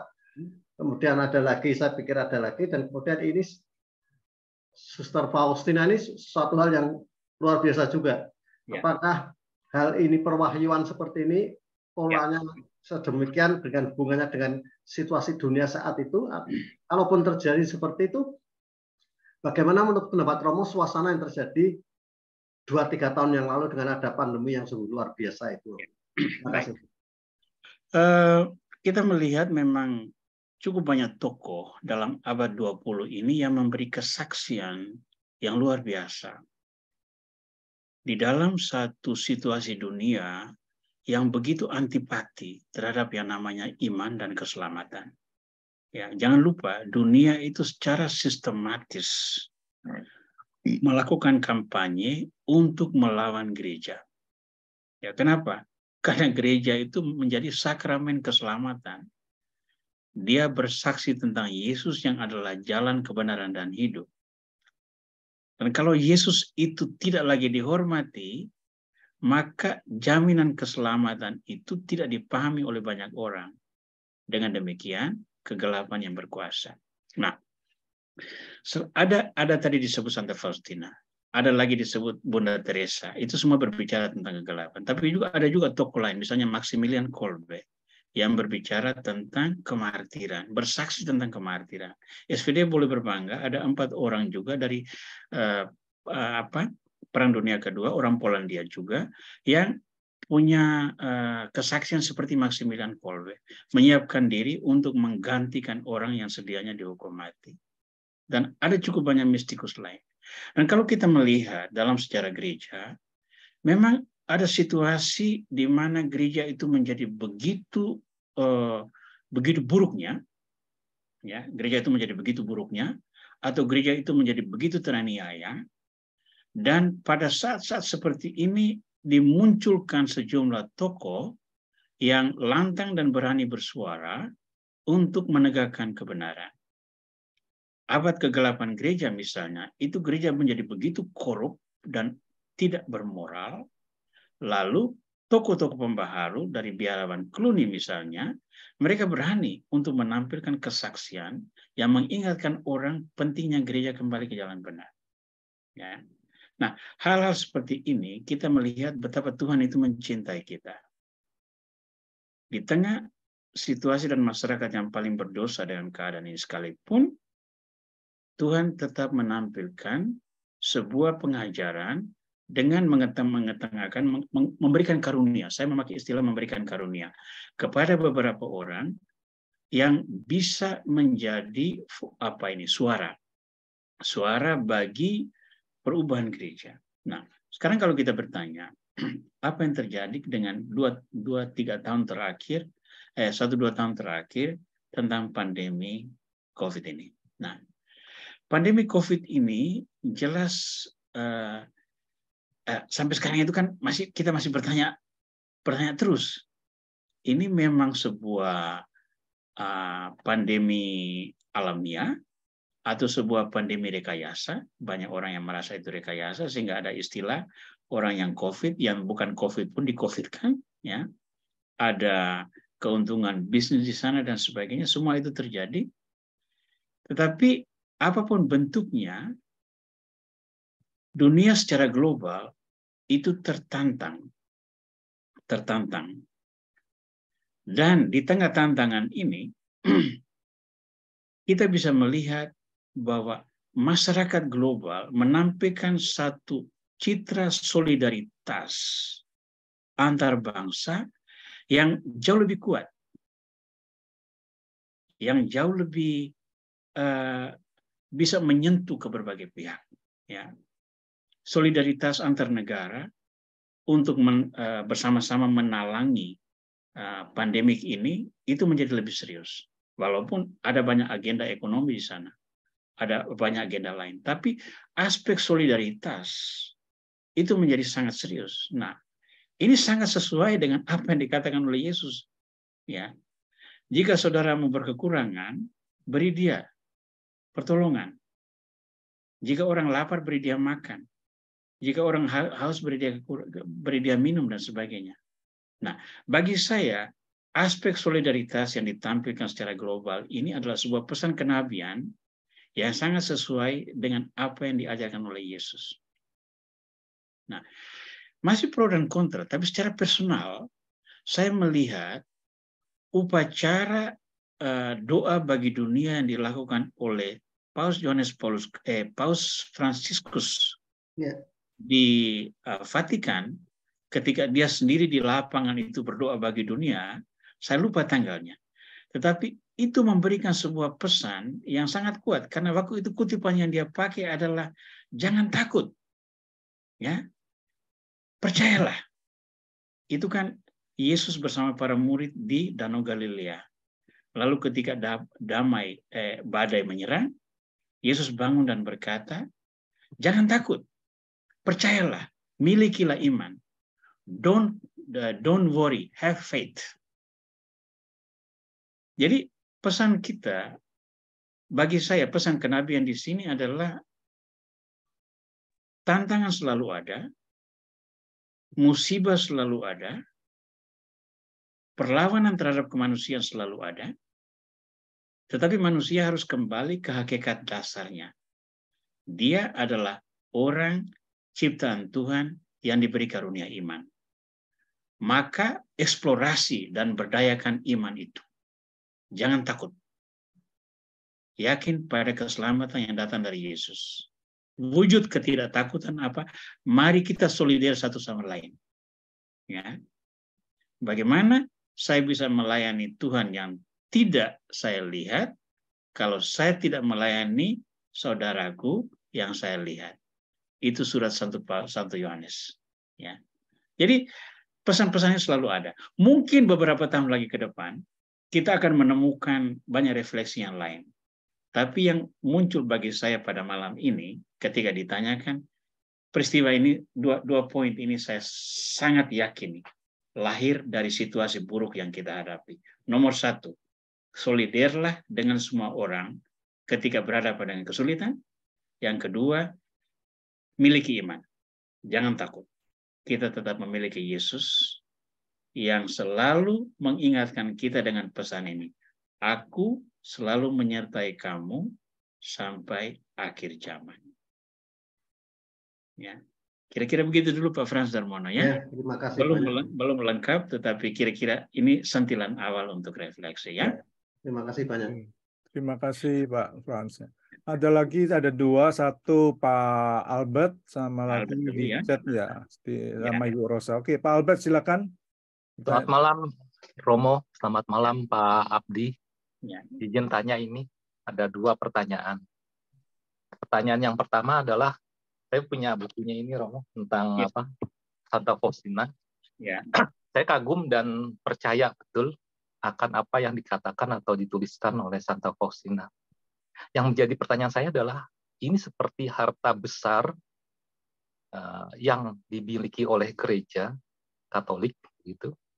Tetapi mengapa setelah begitu lama, setelah beratus tahun, gitu, beratus tahun, berpuluh-puluh tahun itu perkembangannya terlihat masih minim ya. Maksud saya banyak bahkan para pastor yang juga kurang mendalami dan kurang tahu tentang ini. Ya. Apakah memang gereja juga melakukan suatu gerakan bagi para calon frater atau para biarawati, misalnya suster, untuk menggali? Karena kadangkala saya melihat bahwa di kedalaman catatan harian ini ditemukan hal-hal yang praktis, Romo. Maksud saya, bagaimana Yesus itu menegur orang yang menyambut komuni dengan tidak layak gitu, atau akuannya, egonya itu besar sekali, tapi kurang diberikan perjelas oleh katekese atau gereja sekarang ini. Ya. Nah, yang kedua itu menurut Romo itu kan kalau di dalam bukunya itu dikatakan ini adalah peringatan terakhir gitu kan, ada kata-kata seperti bahwa kerahimanku ini adalah yang terakhir sebelum masa akhir gitu. Nah, menurut Romo ini apakah ini suatu peringatan akan akhir daripada perjalanan hidup ini atau dunia ini? Itu terima kasih Romo. Baik, terima kasih Romo. Terima kasih Pak Abdi. Sama-sama. Nomor 1 tentang warisan rohania ini. Jangan lupa bahwa hampir 20 tahun lebih, hampir 20 tahun, itu sebetulnya gereja itu sempat melarang pengedaran gambar dan catatan harian Santa Faustina.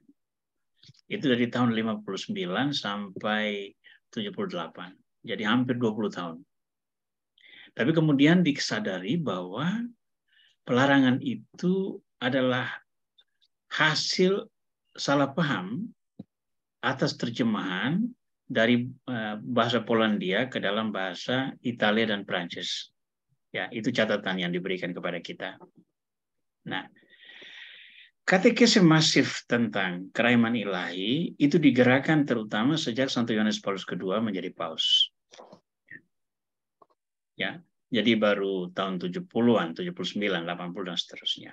Padahal kekayaan ini sudah puluhan tahun. Jadi jangan lupa magisterium juga sangat berhati-hati untuk mengakui satu warisan rohani itu betul sebagai pewahyuan yang selaras dengan kebenaran Alkitabiah atau sebuah penyesatan.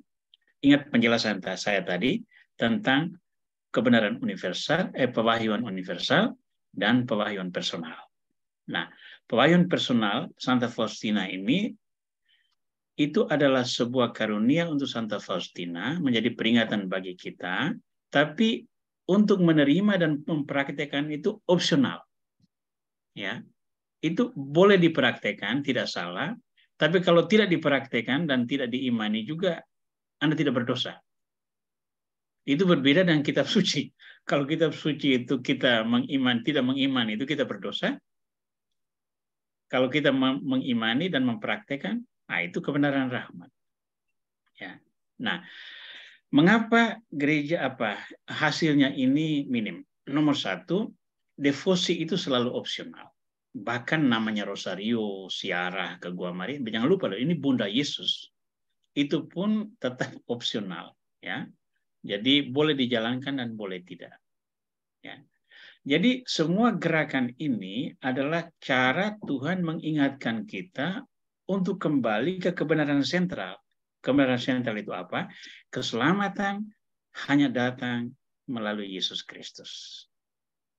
Nah, kebetulan saja wahyu yang disampaikan kepada Santa Faustina itu mengingatkan kita akan Yesus yang berbelas kasih. Kenapa? Karena dunia begitu tidak berbelas kasih. Maka mari kita mempraktikkan belas kasih sebagaimana Yesus berbelas kasih. Nah, itu untuk saya. Nomor yang kedua, pertanyaan tadi nomor 2 adalah tentang akhir zaman. Baik, memang di dalam catatan itu sendiri disampaikan bahwa ini adalah peringatan terakhir sebelum harinya tiba. Tapi jangan lupa, Yesus sendiri mengatakan kapan akhir zaman itu, ya, tidak ada satu pun yang tahu kecuali Bapa di surga. Ya. Kebenaran Alkitab ini jangan dilangkai. Jadi peringatan Santa Faustina itu ada benarnya. Kalau kerahiman ini terus-menerus tidak mendapat perhatian, belas kasih itu tidak mendapat perhatian, maka besok satu nuklir diledakkan, itu adalah akhir dari kita semua.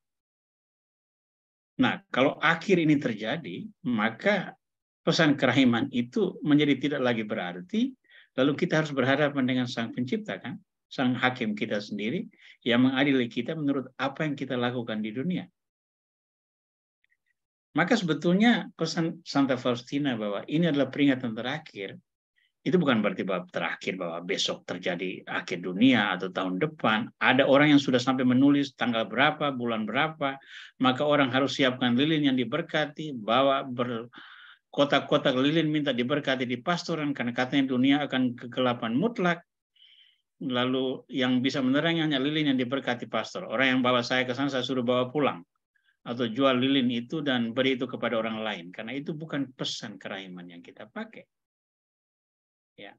Maka apa yang disampaikan oleh Santa Faustina itu adalah juga peringatan untuk tindakan berjaga-jaga. Ya. Selalu berjaga-jaga. Karena waktu Tuhan itu datang bisa kapan saja, seperti pencuri di malam hari. Dia bisa datang hari ini, bisa datang besok, bisa datang bulan depan. Akhir hidup seseorang, itulah kiamat untuk dia.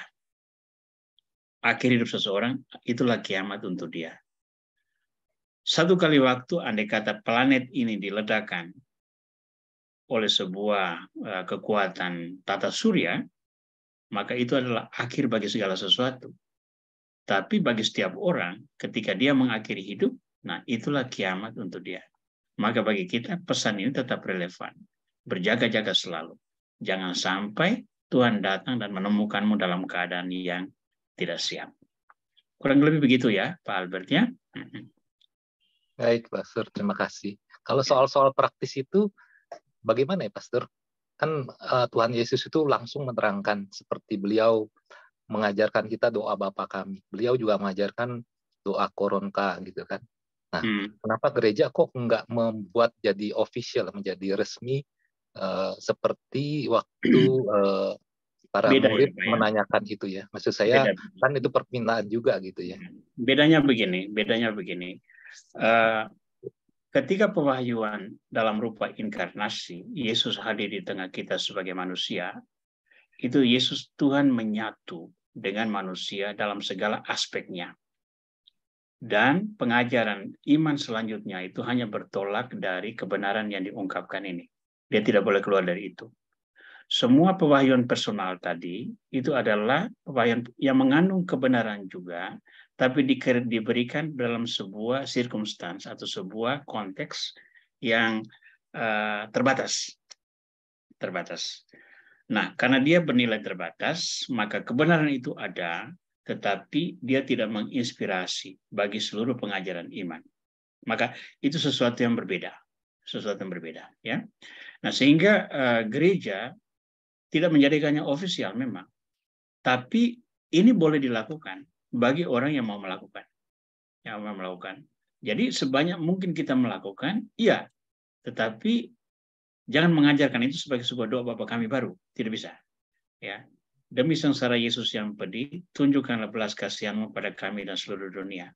Ya, itu betul menurut apa yang diungkapkan dari pewahyuan mistik Santa Faustina.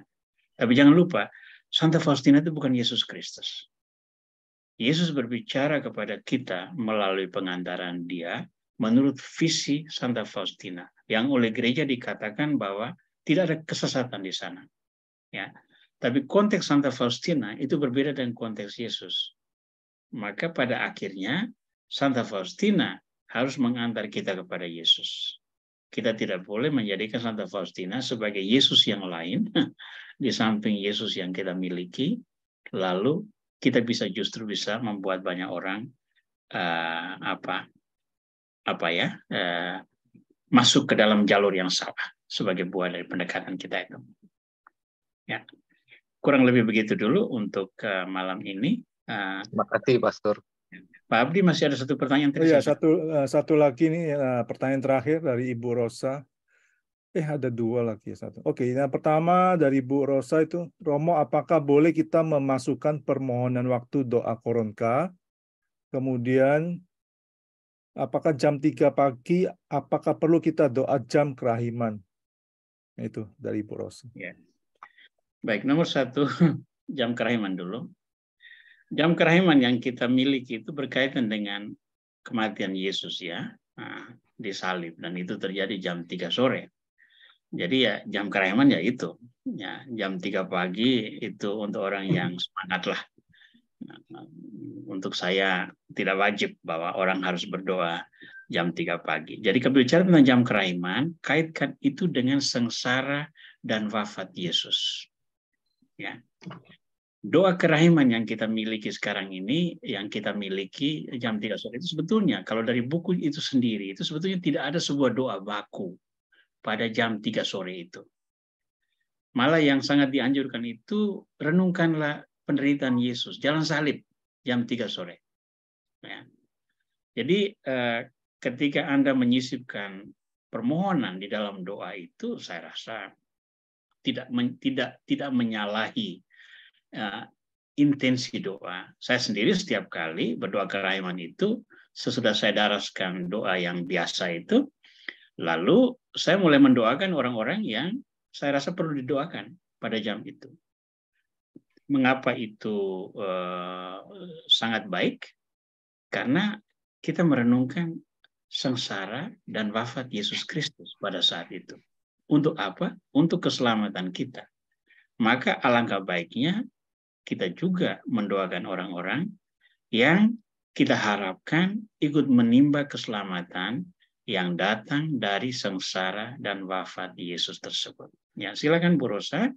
Doa jam 3 pagi baik juga bagi orang yang melakukan mati raga, melakukan intensi tertentu, tapi itu bukan doa wajib kerahiman ilahi. Doa wajib jam kerahiman. Doa yang kita miliki ini berkaitan dengan sengsara dan wafat Yesus terjadi jam 3 sore menurut data Alkitabiah. Ya, menyisipkan doa, menyisipkan intensi, silakan. Ya, baik secara verbal maupun secara dalam hati sendiri. Untuk saya setiap doa itu boleh dibuat untuk intensi bagi siapa yang layak didoakan. Atau pada akhirnya hanya Tuhan yang mengabulkan doa sesuai dengan kehendaknya, bukan menurut apa yang kita sampaikan kepada Tuhan. Kehendak Tuhan yang terjadi. Baik, terima kasih Pak Abdi untuk malam ini. Semuanya sudah melewati, semua sudah dijawab ya, melewati waktunya ya. Waktu yang kita siapkan. Jadi teman-teman, kita usahakan selalu sampai maksimal itu jam 8.30 waktu Indonesia Barat atau 9.30 waktu Indonesia Tengah dan waktu Singapura, supaya kita ada waktu untuk beristirahat dan menikmati malam dan melewatkan dalam doa-doa kita. Terima kasih untuk semua perhatian. Baik. Terima kasih Romo atas pengajarannya malam hari ini. Ya, semoga menjadi berkat bagi semua devosan kerahiman ilahi. Ada pengumuman Felicia atau Ibu Ellen? Ini ada tadi Ibu Ellen kasih link ya, siapa yang hadir hari ini bisa ditulis namanya supaya kita bisa tahu siapa dan kontaknya aja. Dikasih link di chat ya supaya untuk daftar hadir ya. Ya. Itu tolong. Ada link di sini dari Bu Ellen, bisa lihat di kolom chat. Saya mungkin Bu Ellen kopikan lagi untuk dikasih di bagian paling bawah. Nah, itu silakan nanti bisa diisi sesudah itu. Yang penting save linknya dulu. Nanti bisa diisi sesudah, karena itu Google Form ya. Bisa hanya sekedar untuk mendata gerakan kita. Saya sendiri ada pengumuman ya, Pak. Silakan. Nomor 1, Bible Center melakukan pelayanan ini atas inisiatif sendiri ya, bukan atas dorongan atau ketentuan yang datang dari otoritas ordinaris wilayah atau dan sebagainya. Kenapa demikian? Karena saya menemukan pelayanan online ini adalah sebuah opsi yang bagus, yang lahir sebagai buah positif dari pandemi yang kita lewati. Dan saya menawarkan opsi ini untuk pihak-pihak yang merasa terjangkau oleh pelayanan online. Jadi saya tidak melakukan gerakan baru untuk kerahiman ilahi, misalnya di Paroki Santo Petrus Lubu Baja atau paroki-paroki di Batam. Saya mengkhususkan diri pada pelayanan online. Kita hanya akan bertemu offline atas permintaan dari gerakan-gerakan kerahiman ilahi yang ada di paroki-paroki, ya, bukan sebuah grup baru yang kita bangun atas dasar ini. Baik. Yang kedua, teman-teman sekalian, yang saya selalu minta setiap kali doa kerahiman ilahi, terutama jam kerahiman, alangkah baiknya disisipkan untuk negara ini.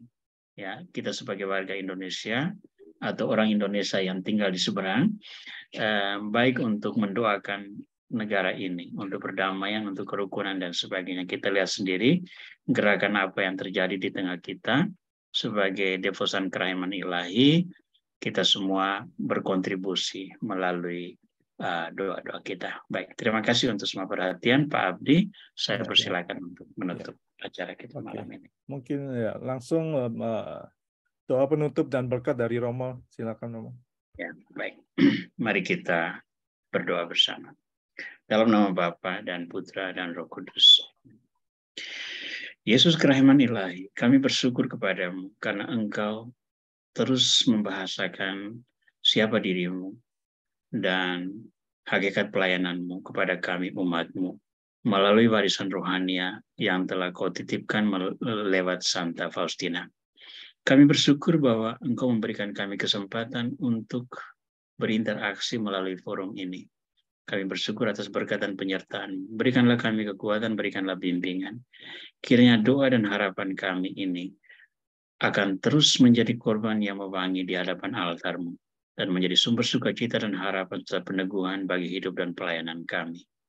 Tuhan, dengarkanlah doa-doa kami dan jadikanlah hidup kami pujian bagi keagungan nama-Mu kini dan sepanjang masa. Amin. Tuhan bersamamu. Dan bersamamu. Semoga Tuhan yang Maha Kuasa berkenan melimpahkan berkat-Nya bagi saudara-saudara sekalian, Bapa dan Putra dan Roh Kudus. Amin. Terima kasih untuk semua perhatian. Tuhan memberkati selalu.